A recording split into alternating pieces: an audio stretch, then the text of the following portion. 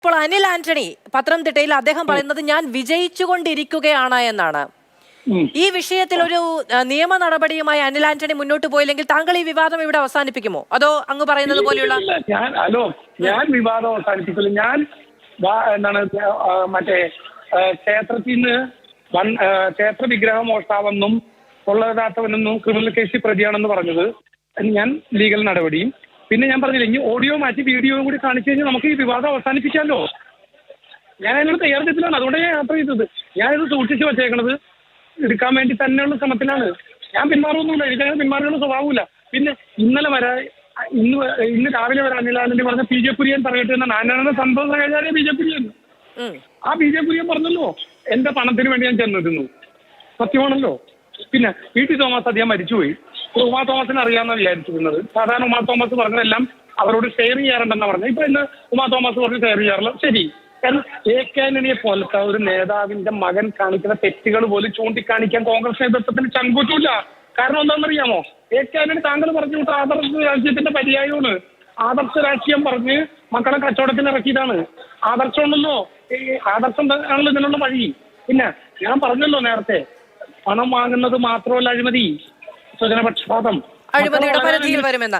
ശരി, ഇപ്പോൾ അനിൽ ആന്റണി ഈ പി ജെ കുര്യനോട് അങ്ങ് ചോദിക്കൂ എന്ന് പറയുന്നു. പി ജെ കുര്യൻ അതിലൊരു ഭാഗം ശരിവെച്ചു, അതിൽ പ്രതികരിക്കുന്നു. മറ്റു ചില ഭാഗങ്ങൾ അദ്ദേഹത്തിന് ഓർമ്മയില്ല എന്നും പറയുന്നു. പി ജെ കുര്യനും അങ്ങും തമ്മിലുള്ള ബന്ധം ചൂണ്ടിക്കാണിക്കാൻ പറയുന്നത് പി ജെ കുര്യന് നേരത്തെ ഒരു കേസ് ഉള്ളതായിട്ട് അറിയാമല്ലോ.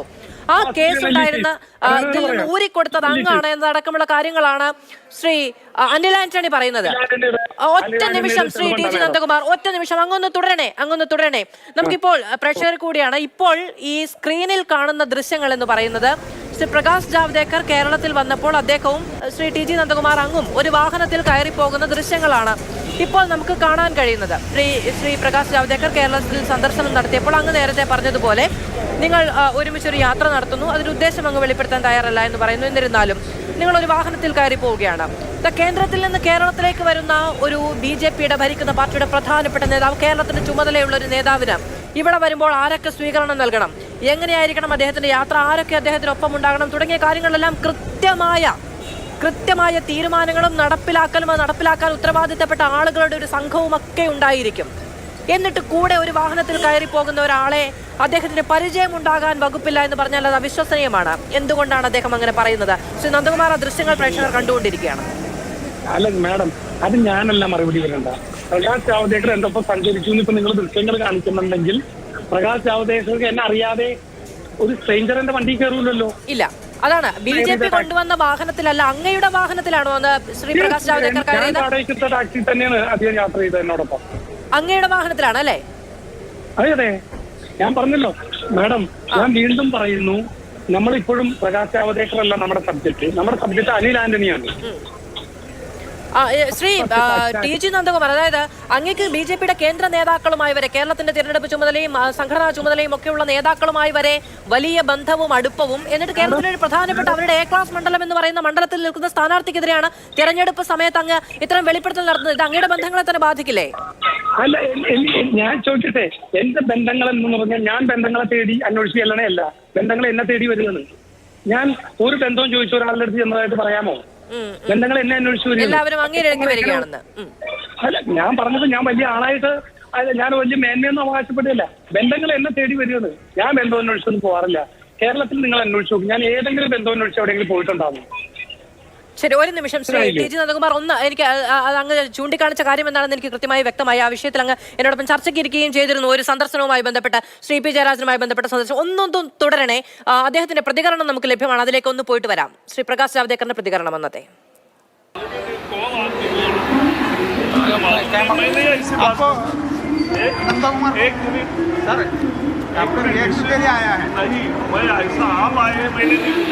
आपको नंदकुमार को पता नहीं है सर ये अनिल आंटनी के बारे में बहुत एलिगेशन हो गया है.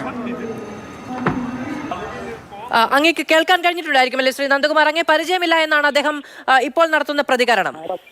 അത് എന്റെ വിഷയമല്ലല്ലോ. എന്നെ പരിചയമുണ്ടോ പരിചയമില്ലെന്നൊന്നും ഞാൻ ഈ വിസൽസ് ഒന്നും കാണിച്ചിട്ടില്ല. ഞാൻ ഈ വിസൽസിന്റെ ഒന്നും പുറകെ പോയിട്ടില്ല.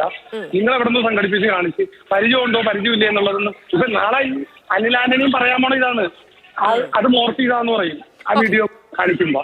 ശരി, ഒറ്റ കാര്യം ശ്രീ നന്ദകുമാർ, ഒറ്റ കാര്യം കൂടി ചോദിച്ചോളട്ടെ. അതായത് ഈ അങ്ങ് ഇപ്പോൾ നടത്തുന്ന ഒരു പരാമർശം എന്ന് പറയുന്നത് അങ്ങയേക്കാൾ വലിയ ദല്ലാൾ, അങ്ങ് തന്നെ ആ പേരിനെ അങ്ങനെ തന്നെ സ്വീകരിക്കാൻ തയ്യാറായിക്കൊണ്ട് പറയാണ് അങ്ങയേക്കാൾ വലിയ ദല്ലാൾ, അങ്ങ് ഉപയോഗിച്ച വലിയ എന്ന വാക്ക് പോലുമല്ല, ഞാനത് ആവർത്തിക്കുന്നില്ല, എന്ന് പറയാൻ കാരണമാകുന്ന തരത്തിൽ എന്ത് ഇടപാടുകളാണ് ശ്രീ അനിൽ ആന്റണി 10-27 വയസ്സുള്ള സമയത്ത് ഡൽഹിയിൽ നടത്തിയത്? മാഡം, പ്രായമല്ലല്ലോ ഇടപാടിന്റെ മാനദണ്ഡം. അതെ അതെ. അതായത് ഇന്ത്യയിലെ ഡിഫൻസ് മിനിസ്റ്ററായ ആദർശ രാഷ്ട്രീയക്കാരനെ AK എന്നാണ് അറിയപ്പെടുന്ന, ഡിഫൻസ് ഫീൽഡിൽ സത്യസന്ധത പുലർത്തുന്ന, എല്ലാം ായിരിക്കണമെന്നുള്ളൊരു മന്ത്രി. ആ മന്ത്രിയെ സ്വാധീനിക്കാൻ കഴിഞ്ഞില്ലെങ്കിൽ മന്ത്രിയുടെ മക്കളെ പിടിക്കും. അങ്ങനെയാണ് അനിൽ ആന്റണിയിലേക്ക് ഈ കച്ചവടക്കാർ പ്രവേശിക്കുന്നത്. അനിൽ ആന്റണി അതിന് അവസരം ഒരുക്കി കൊടുത്തു. ഡിഫൻസ് ഡീൽ കൺക്ലൂഡ് ചെയ്തെന്നല്ല ഞാൻ പറയണത്. ഈ ഡീലുകളുടെ കൺസൾട്ടേഷനും GOM മീറ്റിങ്ങും മറ്റ് അജണ്ടകളും എന്താണ് എന്ന് അറിയാൻ താല്പര്യമുള്ളവർ അനിൽ ആന്റണി ബന്ധപ്പെട്ടു. ഫയലിൽ എന്താണെന്ന് മിനിസ്റ്റർ വീട്ടിലെ റെസിഡൻസിലുള്ള ഓഫീസിലിരിക്കുന്ന ഫയല് മന്ത്രിയുടെ മകന് നോക്കാൻ വല്ല ബുദ്ധിമുട്ടുണ്ടോ? എന്ത് നിയന്ത്രണം ഉണ്ടോ അതിനകത്തൊക്കെ? ക്യാബിനറ്റ് രേഖകളും ക്യാബിനറ്റ് നോട്ടും ക്യാബിനറ്റ് അജണ്ടയും ക്യാബിനറ്റിന് മുമ്പ് പലർക്കും കിട്ടുന്നത്. കേരളത്തിൽ അങ്ങനെ സംഭവിച്ചിട്ടുണ്ടല്ലോ. കേൾക്കുന്നുണ്ടോ ഞാൻ പറയുന്നത്? എനിക്ക് കേൾക്കാം, ഞാൻ ശ്രദ്ധിച്ചു കേൾക്കാം. കേരളത്തിൽ ഒരു മന്ത്രിസഭയുടെ കാലത്ത് മന്ത്രി ഒരു പത്രാധിപന് തലേ ദിവസം വരുന്ന ക്യാബിനറ്റ് അജണ്ട എന്താണെന്ന് പറഞ്ഞു കൊടുത്തിരുന്നു. ഇവരെടുക്കുന്ന ഓത്ത് ഭരണഘടനാ പ്രകാരം എടുക്കുന്ന ഓത്ത് ഇവര് രഹസ്യമായി വയലേറ്റ് ചെയ്താൽ എന്ത് ചെയ്യാൻ കഴിയും മാഡം? എനിക്കിത് പറയാനല്ലേ പറ്റുള്ളൂ ഇങ്ങനെയൊക്കെ ഡീല് നടന്നെന്ന്. അതിനുള്ള തെളിവുകളല്ലേ എനിക്ക് പറയാൻ പറ്റുള്ളൂ. അനിൽ ആന്റണി അവരാണ് എന്റെ ഭാഗത്ത് ഓരോ ന്യൂനതകൾ ചൂണ്ടിക്കാണിക്കുകയല്ലാതെ ആ ഡിഫൻസ് പേപ്പറുകൾ വിറ്റതിനെ കുറിച്ച് ഒന്നും വേണ്ടിയില്ലല്ലോ. അദ്ദേഹം മറുപടി പറഞ്ഞു ഇതുവരെ. ഞാൻ പറഞ്ഞിട്ട് ഇല്ലല്ലോ. പണ ഇടപാടിനെ കുറിച്ചില്ലാണ്ട് അനിൽ ആന്റണി അത് വിട്ട് എന്തെങ്കിലും ഒരു കാര്യം സംസാരിച്ചോ? ശരി, കേൾക്കുന്നുണ്ടല്ലോ. ഇപ്പൊ തെരഞ്ഞെടുപ്പിലേക്ക് ഈ തെരഞ്ഞെടുപ്പ് BJP രാഷ്ട്രീയത്തിലേക്ക് അനിൽ ആന്റണി വന്നിട്ട് പോലും മാസങ്ങളെ ആവുന്നുള്ളൂ. അദ്ദേഹം പത്തനംതിട്ട പോലെ അവർ ഏറ്റവും പ്രതീക്ഷ വെക്കുന്ന ഒരു മണ്ഡലത്തിലേക്ക് എത്തുകയാണെങ്കിൽ ഇടയ്ക്ക് രാഷ്ട്രീയം കൂടി പറഞ്ഞതുകൊണ്ട് എത്തുകയാണ്. ഇപ്പോഴും ഇത്തരം കാര്യങ്ങളിലേക്ക്, ഇത്തരം അധികാര കേന്ദ്രങ്ങളിലേക്ക് ഒക്കെ അനിൽ ആന്റണിക്ക് അതേ സ്വാധീനം, അതേ പേരൊക്കെ പറഞ്ഞ് ഇത്തരത്തിലൊരു ഇടപെടലൊക്കെ നടത്താനുള്ള ശേഷിയും അത്തരം രീതിയും ഉണ്ട് എന്നങ്ങ് പറയുമോ? അതായത് AK ആന്റണിയുടെ മകൻ എന്നുള്ള പരിവേഷവും കരുണാകരൻ എന്നുള്ള മകളുടെ എന്നുള്ള പരിവേഷവും പത്മലക്ഷ്യം കിട്ടും. കാരണം അവർ രണ്ടും കേരളത്തിലെ ഏറ്റവും വലിയ ലീഡർഷിപ്പ് നയിച്ചവരാണ് വർഷങ്ങളോളം. അപ്പൊ AK ആന്റണിയുടെ മകൻ എന്ന് പറഞ്ഞാൽ ഒരു ഇൻട്രൊഡക്ഷൻ വേണ്ട. ദല്ലാൽ നന്ദകുമാറിന് ഇൻട്രൊഡക്ഷൻ വേണം. മനസ്സിലായ? എവിടെയെങ്കിലും കയറി ചെന്നിട്ട് AK ആന്റണിയുടെ മകന് ഇൻട്രൊഡക്ഷൻ വേണ്ട. പത്മജ വേണുഗോപാലിന് ഇൻട്രൊഡക്ഷൻ വേണോ? കരുണാകരന്റെ മകൾക്ക്? എനിക്ക് എന്ത് പൊളിറ്റിക്കൽ ബാക്ക്ഗ്രൗണ്ട് ഉണ്ട്? എന്റെ പിതാവ് MP MLA പഞ്ചായത്ത് മെമ്പറൊന്നും ആയിരുന്നില്ല. AK മകൻ എന്നുള്ള ഗ്ലാമറാണ് അങ്ങേര് ഇപ്പോഴും BJP യൂസ് ചെയ്യുന്നത്. BJP അത് ഉപയോഗിക്കുന്നത് അങ്ങേരെ വെച്ച്. BJPയുടെ സംസ്ഥാന നേതൃത്വം പോലും അങ്ങേരുടെ അസംതൃപ്തനാണല്ലോ. ഈ രഞ്ജിത് സിൻഹയുടെ നിയമനവുമായി ബന്ധപ്പെട്ട് ഇടപെട്ടു എന്നൊക്കെ പറയുന്നുണ്ടല്ലോ. ഈ രഞ്ജിത് സിൻഹ പിന്നീട് ഈ കോൾ സ്കാമുമായി ഒക്കെ ബന്ധപ്പെട്ട ആരോപണം ഉണ്ടാവുകയും അതിനു മുൻപ് സുശീൽ കുമാർ ആ രേഖ കണ്ടു, സുപ്രീം കോടതിക്ക് സമർപ്പിക്കുന്നതിന് മുമ്പ് രേഖ കണ്ടു എന്ന വെളിപ്പെടുത്തലുണ്ടാകും. അതിനെ തുടർന്ന് ആ മന്ത്രി രാജിവെക്കുകയും ഒക്കെ ചെയ്ത വലിയ വിവാദങ്ങളുടെ ഒരു തുടർച്ച 2012-14 കാലത്തുണ്ടായിരുന്നു. അങ്ങനെ അധികാര കേന്ദ്രങ്ങളോട് ചേർന്ന് നിൽക്കാൻ പോകുന്ന ഒരു സ്ഥാനത്തിരുന്ന ഒരാൾ എന്ന രീതിയിൽ അന്ന് CBIയുടെ ഡയറക്ടർ ശ്രീ രഞ്ജിത് സിൻഹ അറിയപ്പെട്ടിരുന്നു. അദ്ദേഹത്തിന്റെ നിയമനത്തിൽ ഇടപെട്ടു എന്നുള്ളതാണ് അങ്ങയുടെ ആരോപണം. അല്ല മാഡം, അത് ഞാൻ കൃത്യമായി ഒന്നും കൂടി റിപ്പീറ്റ് ചെയ്യാം. അതായത് രഞ്ജിത് സിൻഹയെ 2012-14 CBI ഡയറക്ടറായിട്ട് നിയമിക്കാൻ UPA ചെയർപേഴ്സന് താല്പര്യക്കുറവുണ്ടായിരുന്നു. Ranjit Sinha Bihar cadre IPS officer Lalu പ്രസാദുമായിട്ട് അടുപ്പം. പക്ഷേ അപ്പൊ രഞ്ജിത് സിൻഹയുടെ നിയമനത്തിന് സമ്മർദ്ദം വന്നപ്പോൾ ഗ്രൂപ്പ് ഓഫ് മിനിസ്റ്റേഴ്സിന് ഫയൽ പോയി. ഗ്രൂപ്പ് ഓഫ് മിനിസ്റ്റേഴ്സ് ഹെഡ് ചെയ്തത് AK ആന്റണി. AK ആന്റണി ഒരിക്കലും ആദർശധീരനായതുകൊണ്ട് രഞ്ജിത് സിൻഹയെ അംഗീകരിക്കൂലെന്ന് കണ്ടെത്തിയപ്പോൾ അവർ അനിലിനെ ചാക്കത്ത് പിടിച്ച്. രഞ്ജിത് സിൻഹ CBI ഡയറക്ടറായിരുന്ന് CBI അന്വേഷണം നേരിട്ട് CBI അറസ്റ്റ് ചെയ്യപ്പെട്ട ഇന്ത്യയിലെ ഏക CBI ഡയറക്ടറാണ് രഞ്ജിത് സിൻഹ. അതായത് രാജ്യമൊന്നും പറ്റില്ല.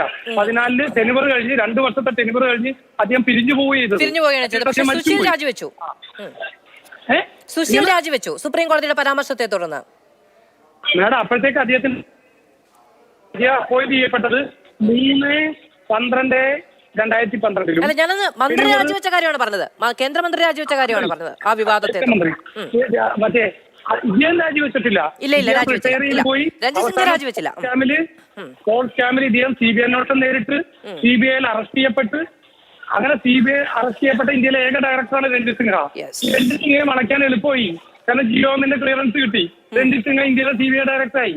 അപ്പോൾ ഈ രഞ്ജിത്ത് സിൻഹയെ 1-2 തവണ 2 ജൻപത് CBI ഡയറക്ടർ റെസിഡൻസിൽ അനിൽ അംബാനി സന്ദർശിച്ചിരുന്നു.